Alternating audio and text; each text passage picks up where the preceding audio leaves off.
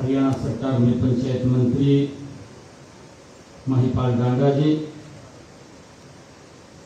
इस क्षेत्र की पूर्व विधायक लतिका शर्मा जी, हमारे भारतीय जनता पार्टी के जिला के अध्यक्ष दीपक शर्मा जी, बंतो कटारिया जी, वरिष्ठ नेत्री और हमारे शिवालिक बोर्ड के चेयरमैन ओम प्रकाश जी, उपस्थित सभी महानुभाव, ये बहुत ही सुंदर के क्षण है और जिसका लोग इंतजार भी करते हैं। ये यादव इंदिरा गार्डन हिमाचल की तलहटी में अपनी एक अलग सुंदरता बिखेरे हुए है और यहाँ पर हर वर्ष ये हरियाणा टूरिज्म के द्वारा मैंगो मेले का आयोजन किया जाता है और इस मैंगो मेले में अलग अलग क्षेत्रों से जिन्होंने इस क्षेत्र में अपने एक मुकाम को हासिल किया है,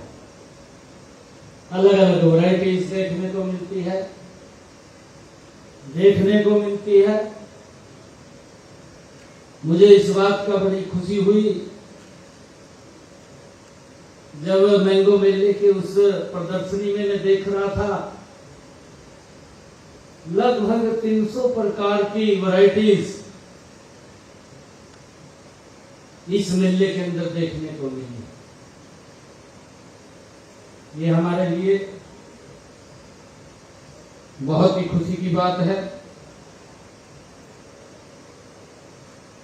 और इस मेले में लगातार ये 3 दिन चलने वाला है। अलग अलग कंपटीशंस भी इसके अंदर रहने वाले हैं। हमारे स्टूडेंट्स हैं, कल्चरल कार्यक्रम हैं, अपनी अपनी अलग अलग संस्कृति में हमें इस मंच से देखने को भी वो मिलेगा और क्राफ्ट के जो हमारे यहाँ पर दूर दराज से अलग अलग उसमें उन्होंने एग्जीबिशन में इसमें हिस्सा लिया है, वो भी पूरे अलग अलग जगहों से यहाँ पर आए हैं। अलग से लोगों के लिए जो हमारे दर्शक हैं, उन दर्शकों के लिए भी यहाँ पर अलग से व्यवस्था है और ये 3 दिन जो मेला चलेगा, इस मेले में 3 दिन में हमें यहाँ पर बहुत कुछ देखने को भी और सीखने को भी मिलता है। जो हमारे इस मैंगो मेला में जो हमारे हॉर्टिकल्चर से संबंधित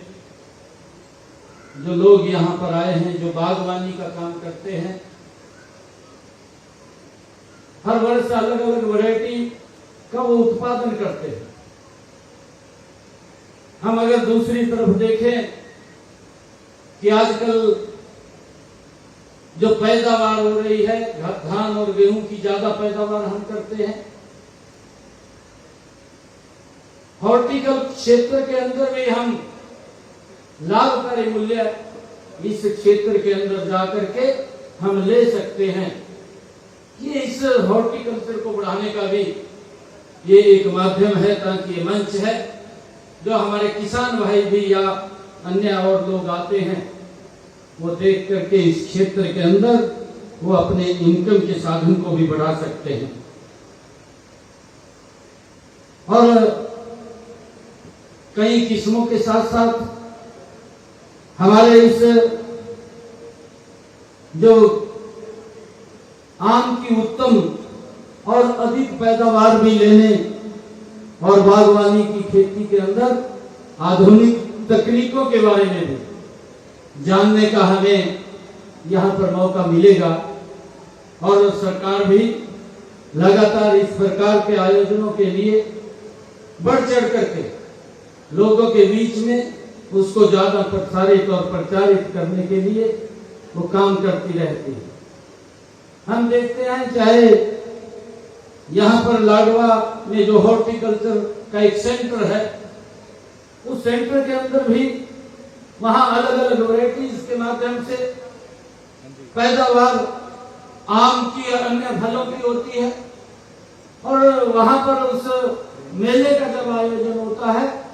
बहुत सारे किसान भी उसके अंदर सम्मिलित होते हैं और उनको वहाँ पर उसके प्रति भी प्रेरित किया जाता है कि इस क्षेत्र के अंदर वो ज्यादा संख्या के अंदर आए ताकि उनका इनकम का साधन वो बढ़े।